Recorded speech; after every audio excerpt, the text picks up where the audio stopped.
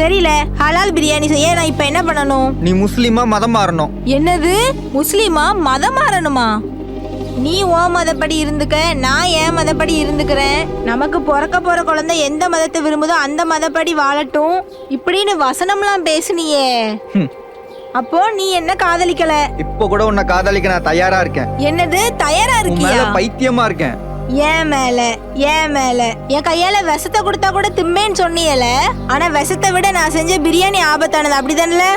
நான் சொல்ற மாதிரி கேட்கலன்னு வச்சுக்கேன், இங்க இருந்து ஒரு அடி கூட நகர முடியாது. ஓ அப்படியா? ஏய் நில்லு. போல